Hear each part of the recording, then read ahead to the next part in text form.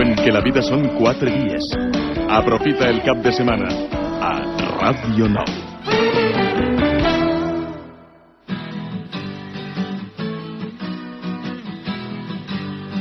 Anem a caminar. Avui, dissabte i demà diumenge, la colla muntanyenca del Campello ha organitzat una ruta que eixirà de la muntanya i arribarà fins a la mar. O el que és el mateix, les aproximadament 130 persones que hi participaran en aquesta excursió aniran caminant des d'Alcoi fins al Campello. És una ruta llarga i dura que estarà repartida en 2 jornades que ajudaran a suportar millor les quasi 11 hores que dura este trajecte en total. Anem a saludar al guia d'esta excursió. Jaume Baró, com estàs? Bon dia. Hola, bon dia, Maria. El president de la colla muntanyenca del Campello. Esta és la 5ª edició. Conta'ns, Jaume, amb quin esperit naix fa 5 anys esta travessia des d'Alcoi fins al Campello. Pues naix en l'esperit de conèixer la terra, de conèixer la diversitat que tenim en les nostres comarques, perquè és un itinerari que permeteix apreciar la diversitat botànica, vegetal i paisatgística de les comarques d'aquí d'Alacant, partint de la comarca de l'Alcoià i després adentrar-nos ja en la de l'Alacantí a través de la vall de la Torre de les Massanes, la vall de Busot i ja després les serralades del Campello. Acabem d'estar ara per Busot, en les coves del Canelobre, precisament, que deuen de ser magnífiques. Jaume, la ruta començarà avui dissabte a les 3 de la vesprada. Quin serà el punt de partida? Sí, bueno, a les 3 de la vesprada eixim en l'autobús des del Campello per començar realment a les 4 des del poliesportiu d'Alcoi. Allí prendrem la ruta de la via verda esta, de l'antic itinerari del tren que volia fer d'Alacant al Alcoi. Amb els túnels, no? Exactament, començarem per dins dels túnels, aquesta és una part que agrada sobretot a la gent més menuda que ve, i després d'ahir ja eixirem a la zona de la Sarga i l'Espartar d'Alcoi, i per ahir pujar la Serres Plans, que és la divisòria entre la comarca de l'Alcoià i l'Alacantí, i des de dalt ja, iniciar el descens ja passant pel pou de neu del Rentonar fins a la Torre de les Massanes, que és on farem nit.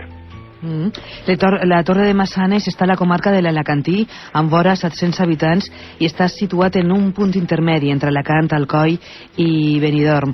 Com en cada edició, l'Ajuntament vos deixarà un lloc on poder descansar ahir a Torre de les Massanes. Sí, l'Ajuntament de la Torre col·labora molt bé en la travessia. Estem molt contents de la seva col·laboració perquè ens deixa la mateixa Casa de Cultura una apartadeta allí, on col·locarem ahir les colxonetes i tot això, i allí passem la nit, sopem per allí, per el poble i tot això, intercanviem, com coneixem gent també per allí, paguem la xerradeta i tal, fem la nit i ens preparem ja per afrontar l'etapa més dura encara del dia següent. Que són 11 hores de ruta? Estas vesprades són 4 hores i mitja, i demà seran també la primera etapa, que és de la Torre fins a les coves del Canelobre, són també unes 4 hores i mitja, i l'altra també 4 o 5 des de les coves del Canelobre al Campello. Són 3 etapes pràcticament equivalents, cada una en la seva diversitat per el trajecte que recorre. Per exemple, la demà per el matí, que també és prou seguida, recorre per la Serra de la Grana, justament per la zona per on es va cremar l'any passat, el mes d'agost, i per l'Obaga del Cabeçó, que és una obaga molt bonica, molt poblada, fins a arribar a les coves del Canelobre. Caminareu per senders i camins de muntanya, excepte 3 o 4 quilòmetres que estan asfaltats. Este és un dels principals atractius de la ruta, no?, anar per camins de muntanya.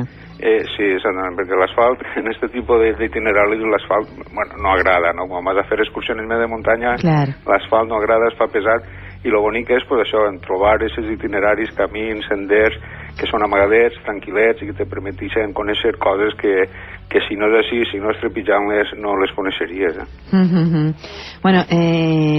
És una ruta llarga, dura, i per això la partiu en 2 dies. La veritat és que suposa, perquè ens expliques, que sobretot des del punt de vista paisatgístic serà molt gratificant. Quins són els paisatges? Per exemple, des de la Serra de la Grana es pot veure tota la comarca de l'Alacantí. Sí, ahir començam per avui, perquè avui ja comencem, quan ascendim les Serres Plans, que ens acostem al cim mateix de les Serres Plans, i ahir ja veiem el que és tota la comarca de l'Alcoià, la seva Folla, tota la vall del Seta, en els poblets, arriba a veure Fatxeca, Tollos, Benifallim, Benassau, i des del mateix cim també ja veiem la mar, ja veiem el Puig Campana, Benidorm, tot el Cabeçó i inclús Alacant. O sigui que la vista des de les Serres Plans és una vista immensa. Després, demà, hi ha un trajecte que recorre per dalt de la Serra la Grana, que va vorejant, és un trajecte, un tram pla, i que s'aboca tot sobre la vall de l'Alacantí, sobre la comarca de l'Alacantí. I ahir, bueno, pues dominem tota la comarca. Des d'allí mateixa, conforme anem caminant, anem explicant tot el que veiem, totes les poblacions que es divideixen des d'allí, o les muntanyes, com la Penya Mitjorn, el Maimó, el Fontcalent, inclús quan és un dia clar, pues veiem les muntanyes de per allà, de per Cartagena, el Mar Menor i tot això. O sigui que l'interès paisatgístic és molt, molt, molt gran. Des de la colla muntanyenca del Campello l'anomeneu ruta de la muntanya a la mar. Seria possible fer-la en sentit contrari, de la mar a la muntanya? Clar, l'itinerari permetís fer-lo de les dues maneres. El que passa és que per tal de combinar fer nit, començar el dissabte per la vesprada i fer nit, pues ens ve millor en aquest sentit, però de fet i alguns sí que l'hem fet en l'altre sentit, i a més l'han fet en un dia també, i bueno, pues resulta també molt interessant perquè en realitat a la muntanya quan fas un itinerari, si el fas d'anada i de tornada, a la tornada el permetís veure altres coses que a la tornada no has vist, és una altra visió del paisatge. I si possiblement ho intentarem algun any també d'organitzar-la de la mar a la muntanya. Darrere d'aquest tipus d'excursions que organitza la colla muntanyenca del Campello hi ha alguna cosa més que passejar i gaudir del paisatge, perquè des de la colla, Jaume, voleu fer que la gent sobretot conega els llocs que estan amenaçats per diferents projectes urbanístics plantejats en la zona. Això és així, perquè possiblement d'un any per l'altre ens trobem que les coses canvien per en aquest mateix itinerari. Per exemple, ja només començar a la sida a la zona de l'Espartà, per la zona de la Sarga, que és una zona molt poblada de carrasca, pues ahí que pertany al terme de Xixona, ahí ja n'hi ha presentat un PAI d'estos que per urbanitzar aquesta zona. Aleshores, això vol dir que si la cosa aniguera avant, pues possiblement dins d'uns anys, millor ni podríem passar per ahí. Després, al cim de les Serres Plans està també projectat un radar d'AENA que també pues, està lluitant-se perquè no situa ahí i pugui situar-se, per exemple, en l'Aitana, que ja està en aquest tipus d'infraestructures. I després pues, ens trobem com anem a trobar-nos enguany, en la Serra la Grana, pues, que l'itinerari que seguim per ascendir, pues, que era tot un boscar de pins, ara segueix sent un boscar de pins però cremats.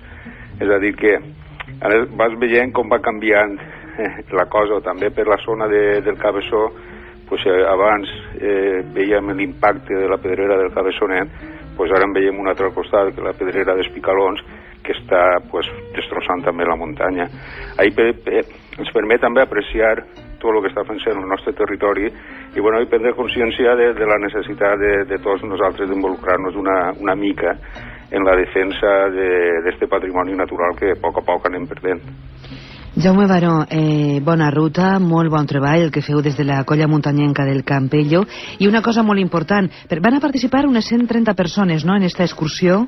Sí, perquè no és només, esta vesprada n'hi ha més de 50 o 60 apuntades, però hi ha gent que fa una etapa, altra que fa dos, o sigui que va, en total participem al voltant de 120, 130 persones. Sí. Una cosa molt important deia que a ningú dels participants se li oblidi agafar aigua, perquè durant el recorregut no hi haurà cap font on poder beure. No, només quan parem ahir en la Torre de les Massanes, d'allí pues, podrem abastir-nos de la font mateixa de la torre, que té molt bona aigua, però ja durant l'itinerari no en trobem, no? Jaume, una abraçada i salut. Molt bé, gràcies. Adeu. Vale, adeu.